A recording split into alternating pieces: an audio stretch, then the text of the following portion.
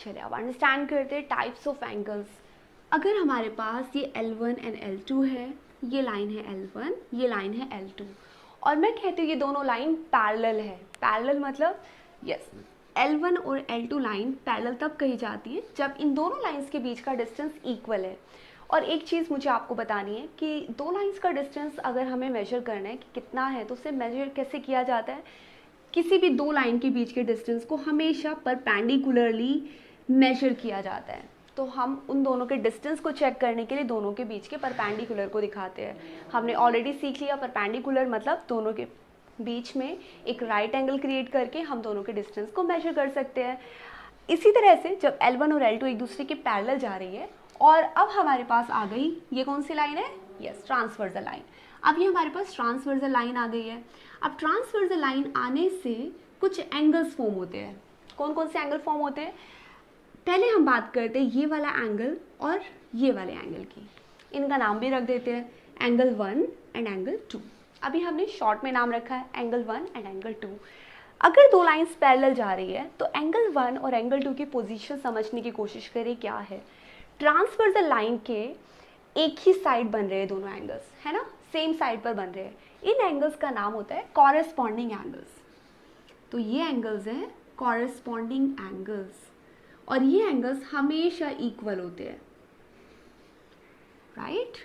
Corresponding angles, दो parallel lines जब जा रही है और एक ट्रांसवर्सल लाइन उन दोनों लाइंस को कट करती है, तो ऐसे में ये जो दो एंगल्स बनते हैं एंगल 1 एंड एंगल 2, इन्हें कहा जाता है कॉरेस्पॉन्डिंग एंगल्स, और ये दोनों एंगल्स हमेशा इक्वल होते हैं।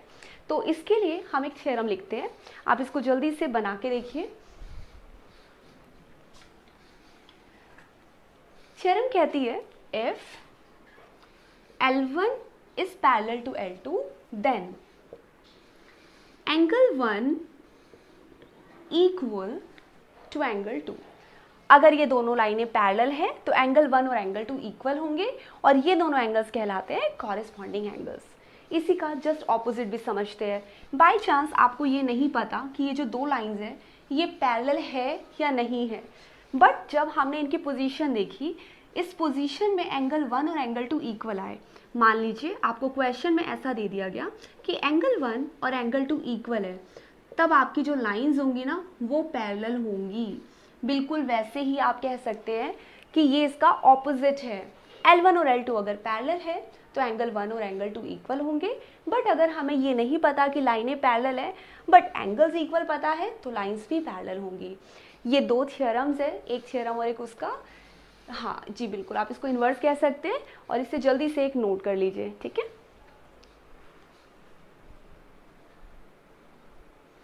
चलिए अब डिस्कस करते हैं कॉरेस्पॉन्डिंग एंगल्स की अलग अलग पोजीशन को।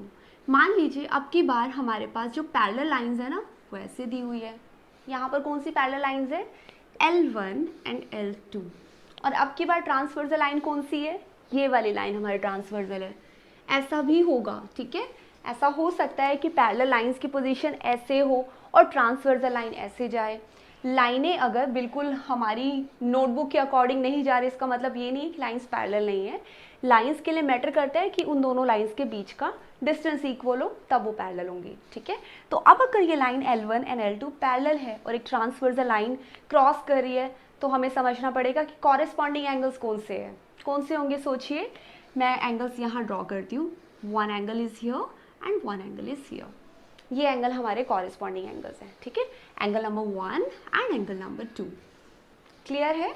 आप फिर से समझते हैं और बनाए फिगर्स। अब की बार पैरेलल लाइंस ऐसे जा रही है और ट्रांसवर्सल लाइन ऐसे जा रही है। अब समझिए कि कहाँ पर है कॉरेस्पॉन्डिंग एंगल। हमेशा ध्यान रखिए कि कॉरेस्पॉन्डिंग एंगल्स की जो पोजीशन होती है वो ट्रांसवर्सल लाइन की सेम साइड पर सेम डायरेक्शन में होती है। यानी कि एक एंगल अगर मैंने ये वाला बनाया तो इसका कॉरेस्पॉन्डिंग दूसरा कहाँ होगा, यहाँ पर होगा, है ना, angle 1 and angle 2। I hope it is all clear to you. ये प्रैक्टिस बहुत इंपॉर्टेंट है। आगे क्लास 8 में हमें सिमिलर चीज़ें पढ़नी है, 9, 10 और आगे हमें इसके बारे में बहुत सारी चीज़ें पढ़नी है। तो अच्छे से इसकी प्रैक्टिस कर लीजिए, कॉरेस्पॉन्डिंग एंगल्स को पहचानना सीख लीजिए। आगे करें। चलिए अब की बार हम देखते हैं लाइन हमारी जब इस तरह से पैरेलल जा रही है और एक ट्रांसवर्सल लाइन क्रॉस कर रही है, तो ये हो गई L1, ये हो गया L2 और ये हो गई T, यानी ट्रांसवर्सल लाइन। और भी कोई कॉरस्पॉन्डिंग एंगल्स है? बिल्कुल है, ये वाले एंगल्स भी तो कॉरस्पॉन्डिंग होते हैं। ना सिर्फ ये एंगल कॉरस्पॉन्डिंग है, ये वाले एंगल भी कॉरस्पॉन्डिंग है, यानी कि एंगल नंबर 1 और 2 तो कॉरस्पॉन्डिंग है ही, लेकिन एंगल 3 और एंगल 4 भी कॉरस्पॉन्डिंग है। क्लियर? जी बिल्कुल। एक्यूट एंड ऑब्ट्यूज दिख रहे हैं ना, ये एंगल जो 90 डिग्री से कम खुला है that is acute angle, acute angle, obtuse angle and obtuse angle, ये एंगल भी एक दूसरे के कॉरस्पॉन्डिंग ही कहे जाएंगे और ये भी इक्वल होंगे। और भी कोई है कॉरस्पॉन्डिंग? बिल्कुल है। फिर से देखिए, ये दो लाइनें पैरेलल लाइंस, ठीक है, ट्रांसवर्सल लाइन। अब की बार देखते हैं ये वाला एंगल और ये वाला एंगल, यानी कि नीचे की तरफ वाले एंगल्स, ये भी कॉरस्पॉन्डिंग है, ठीक है। इसका नाम रख देते हैं 5 एंड एंगल नंबर 6, और इसके साथ ही फिर हम कह सकते हैं ये वाला एंगल और ये वाला एंगल, यानी angle number 7 and angle number 8। तो इतने सारे कॉरस्पॉन्डिंग एंगल्स हमने पहचाने सीख लिए, ठीक है। अब आप भी अपनी नोटबुक में ये सभी डायग्राम्स बनाइए और एंगल्स कॉरस्पॉन्डिंग किसका कौन सा है इसे पहचानने की कोशिश कीजिए। फिर हम स्टार्ट करते हैं इसका नेक्स्ट पार्ट, ठीक है। नोट कीजिए, कॉरस्पॉन्डिंग एंगल्स के बाद हम एक और पेयर ऑफ एंगल्स को यहाँ पढ़ने जा रहे हैं, दैट इज ऑल्टरनेट एंगल्स। देखिए, अब हमारे पास जा रही है फिर से वही दो parallel lines L1 and L2। इन दो पैरेलल लाइंस को ट्रांसवर्सल लाइन क्रॉस कर रही है। अब हम पढ़ेंगे इस एंगल और इस एंगल के बारे में। अब ये एंगल्स तो नहीं है कॉरस्पॉन्डिंग, है ना, इन एंगल्स को कहा जाता है ऑल्टरनेट एंगल्स। तो इनका नाम है alternate angles. So these are alternate angles. एकांतर कोण भी आप इन्हें कहते हैं। ये alternate angles हैं। alternate angles कैसे पहचानेंगे? ट्रांसवर्सल लाइन के जस्ट ऑपोजिट डायरेक्शन में। जैसे कि हमने कॉरस्पॉन्डिंग एंगल्स को कैसे पहचाना था, जो ट्रांसवर्सल लाइन थी उसके सेम डायरेक्शन में सेम साइड फेस किए हुए थे। ये दोनों एंगल जो होंगे ये ऑल्टरनेट फेस किए हुए होते हैं, एक का फेस इस तरफ, एक का फेस उस तरफ, और ये ट्रांसवर्सल लाइन के ऑपोजिट डायरेक्शन में बनते हैं, इसलिए हम इन्हें कहते हैं ऑल्टरनेट एंगल्स। और भी एंगल्स होते हैं यहाँ पर। अगर ये दो पैरेलल लाइन है, हमने ये वाले एंगल देखे ऑल्टरनेट एंगल्स, इस तरफ वाले एंगल्स भी जो है angle number 3 and angle number 4, इनको भी हम ऑल्टरनेट एंगल्स ही कहते हैं। अब ट्रांसवर्सल लाइन के जो अंदर की तरफ बन रहे हैं ना एंगल्स, इनको हम कहते हैं इंटीरियर ऑल्टरनेट एंगल्स। ये दोनों अंदर की तरफ बन रहे हैं ना, इसलिए आप इनको इंटीरियर ऑल्टरनेट एंगल्स कहते हैं।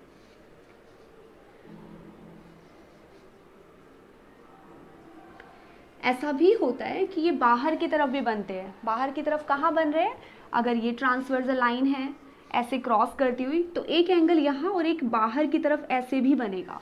ये वाले एंगल्स भी कहलाते हैं ऑल्टरनेट एंगल, लेकिन ये क्योंकि बाहर की तरफ बन रहे हैं तो हम इन्हें एक्सटीरियर ऑल्टरनेट एंगल्स कहते हैं। तो इसी तरह से आप कह सकते हैं कि फिर एंगल नंबर 9, 7, 8, एंगल नंबर 9 और एंगल नंबर 10, ये भी हमारे एक्सटीरियर ऑल्टरनेट एंगल्स हैं। तो यहाँ लिख देती हूँ एक्सटीरियर ऑल्टरनेट एंगल्स, ठीक है। इनको भी जल्दी से नोट कर लीजिए और इन्हें बनाकर प्रैक्टिस भी करिए। चलिए, अब थ्योरम एक और हम अंडरस्टैंड करते हैं। लास्ट थ्योरम जो हमने अंडरस्टैंड की थी वो थ्योरम कहती थी कि अगर दो पैरेलल लाइंस जा रही है और उन दो पैरेलल लाइंस को एक ट्रांसवर्सल लाइन क्रॉस करती है, तो ये जो एंगल्स होते हैं इन्हें हम कॉरस्पॉन्डिंग एंगल्स कहते हैं। ये एंगल्स हमेशा इक्वल होते हैं। इसके अलावा हमने ऑल्टरनेट एंगल्स भी समझे। अगर मैं इस एंगल के ऑपोजिट ये वाला एंगल मार्क करती हूँ तो ये दोनों एंगल्स भी इक्वल होते हैं। अब हम पढ़ने वाले हैं थर्ड टाइप के एंगल्स के बारे में। दो पैरेलल लाइन को अगर एक ट्रांसवर्सल लाइन क्रॉस करती है तो कुछ ऐसे एंगल्स भी फॉर्म होते हैं जो ट्रांसवर्सल लाइन की सेम साइड पर होते हैं और एक ही बेस पर बने होते हैं। इस तरह से इन दो एंगल्स के बारे में भी हमें एक थ्योरम पता होनी चाहिए। ये तो हमें दिख रहा है साफ साफ कि दोनों एंगल इक्वल नहीं है, तो फिर थ्योरम क्या कहती है? थ्योरम कहती है कि एंगल 1 और एंगल 2 को ऐड करने पर हमेशा 180 डिग्री आएगा। इन एंगल्स को हम कहते हैं angles on the same side of the transversal line. तो ये एंगल्स हैं angles on the same side of the transversal line.